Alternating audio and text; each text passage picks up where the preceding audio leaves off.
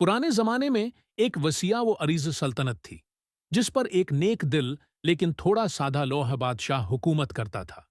बादशाह का दिल राया के लिए नर्म था, मगर वो हमेशा किसी ऐसे शख्स की तलाश में रहता जो हकीकत में अक्ल, बहादुरी और वफादारी में सबसे बढ़कर हो। उसके दरबारी अक्सर तारीफों के पल बांधते और ऊंची बातें करते, मगर काम के वक्त उनकी सलाह मशूरे महज लफ्जी गोले साबित होते।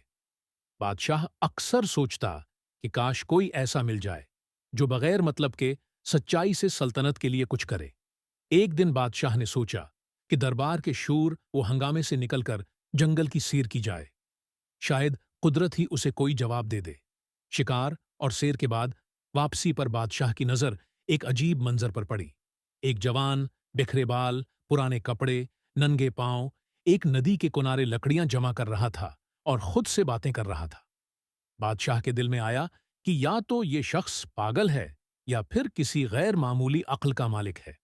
बादशाह ने अपने चंद खास सिपाहियों के साथ आगे बढ़कर सलाम किया और पूछा, ऐ जवान, तुम अकेले क्या कर रहे हो? वो जवान मुस्कुराकर बोला, मैं सोच रहा हूं कि अगर ये नदी खशक करके यहां एक किला बनाया जाए तो मैं उसका सिपाह सालार बनूंगा। ये अल्फाज सुनकर दरबारी हंस पड़े और आपस में आंखों ही आंखों में इशारे करने लगे। लेकिन बादशाह उसकी बातों में छप्पी जरात और एतमाद को महसूस कर रहा था। उसने कहा, मेरे साथ चलो, तुम्हें दरबार में जगह दूंगा। रास्ते में वो जवान अचानक एक तरफ भागा, जैसे कुछ देख लिया हो। सिपाहियों ने पीछा किया और वापस लाए।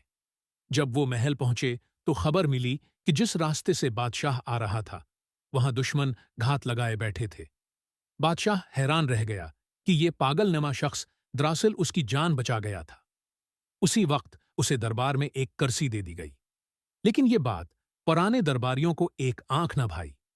उन्होंने दिल में हसद के कांटे पाल लिए और एक दिन उस जवान के पास आकर कहने लगे, कुल जब बादशाह तख्त पर बैठे तो तुम जोर से उसके कुंधे पर हाथ मारना, यही हमारे दरबार की रस्म है।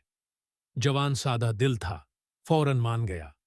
अगले दिन जब उसने ऐसा किया, बादशाह का ताज गर गया और ताज के नीचे से एक जहरीला सानप निकल आया।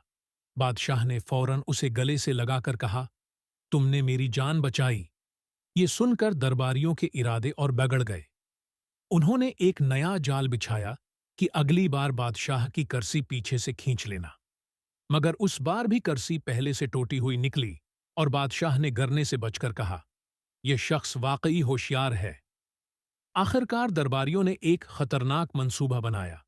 उन्होंने पड़ोसी सल्तनत के बादशाह को खत लिखा कि जंग में हमारे बादशाह को कुछ न कहना, बस उस जवान को खत्म करना। लेकिन जंग के मैदान में जब एक जंगली रीछ दुश्मन बादशाह पर झपटा तो यह पागल आगे बढ़ा और रीछ को मारकर दुश्मन बादशाह की जान बचा ली।